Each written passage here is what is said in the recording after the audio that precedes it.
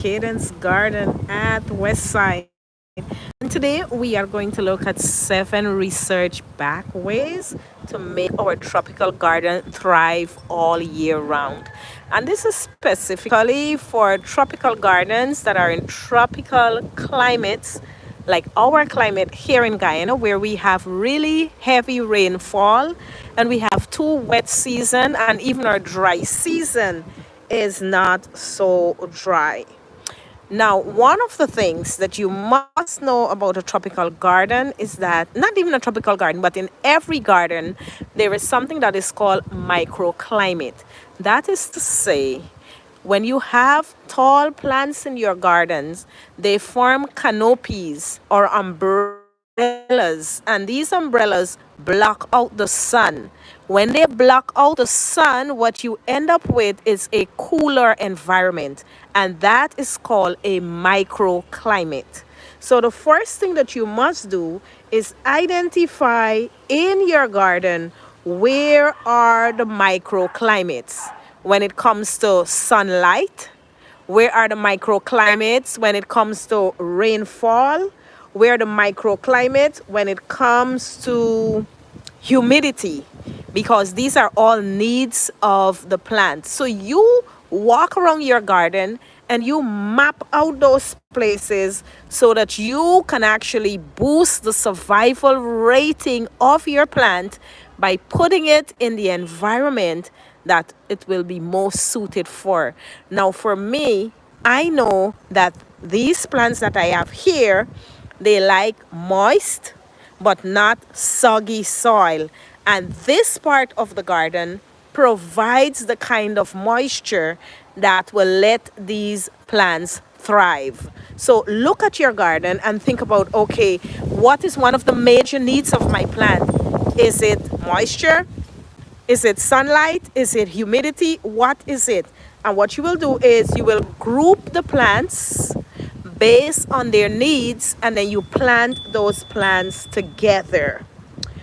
I think that another area or another research based way that we should really think about in our garden is how to improve or build really rich, fertile, well draining soil. And I know that there's so many research that you can find on composting, on how to make your soil well aerated, how to add biochar if you want to add that to your soil, how to get beneficial microbes into your soil. That is something that you really want to work on, because the soil is like the ecosystem in your garden. It's what your garden needs for the plants to thrive. So you must pay attention to the soil. I think another, if you want to have a successful garden, another piece of research that you should think about is needs of plant by water.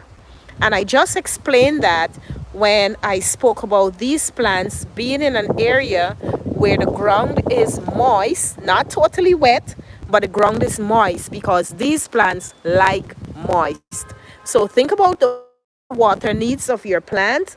And what you're going to do is you're going to group the plants that require similar water needs and plant those together. For instance, let me give you an idea right here. If you look in this spot, I actually did the research and found out that the snake plant, the bromeliad, and the spider plant, they all have similar water needs. And so if I want them to thrive, it is crucial that I plant them together as opposed to planting a plant in this spot with them that doesn't have the same kind of watering needs. So group your plants by watering needs, and this will help you to water wisely and not to overdo it. You will know, okay, I know that these plants, they do not like too much water, so I am not going to overdo it when it comes to these plants. All right. Another piece of research, sometimes we think about how to control weed and we want to go and get weed cloth and all these other things to put in our garden, not knowing that here in the tropics, if we can use our dried banana leaves, okay, here's the banana tree.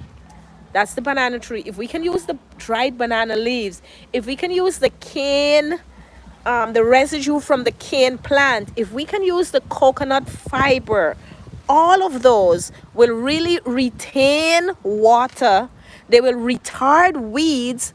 And I would say they're the best natural mulch that we can use if we're thinking about water retention in the tropical garden. So don't go outside of your way. Find those coconut husks, find the banana leaves, find the grass clippings, everything that you can find, and use those, because the research has shown that, guess what? You can actually suppress weed and reduce watering by 40% if you use these things that are found exactly in our environment. So don't go too far. Now, another thing that you want to do is ensure that your garden has those beneficial insects. So you must have flowers there because we need the pollinators, okay? We need, our garden must support bee life. Our garden must support butterfly lives and ladybug lives. They must all feel like this is a place for them to be. And if you want to attract them, one of the things that you have to do is plant native plants. All right, so right here, you see this plant right here. It's called vervain. It is native to here. It's endemic. And I did not even put it down here, but when I saw it, I allow it to stay here because I understand that the native plants, if you plant the native plants, they boost pollination and they protect against pests. Believe it or not, but this native plant doesn't have any pest whatsoever. And I do have a few more native plants that just came up in the garden that I am not going to get rid of. I think that, it's really crucial that we understand the science of gardening. And I think the next thing is embrace companion planting.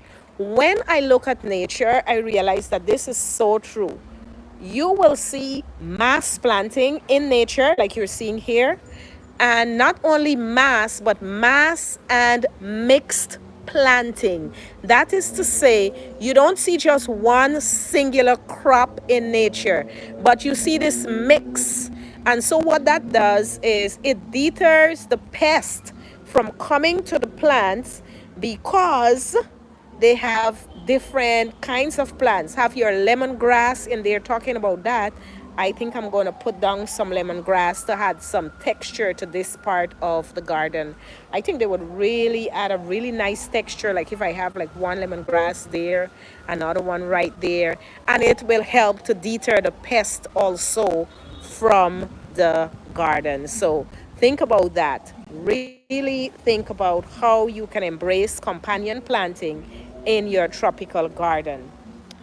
And last but not least, change things around. Rotate in the garden.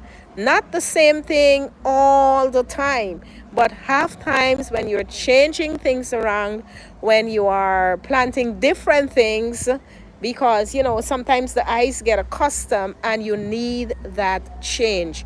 Sometimes when we think of gardening, we think that gardening is all about beauty, but there's a science to gardening and there is an art to gardening. So I hope that these 7 strategies will really help you when you try them, and that you will see the results in your soil, you will see the results in your plants, and you will have better peace of mind. Thank you so much, and remember to like, share, and subscribe to Cadence Garden at Westside. Thank you so much. Tata.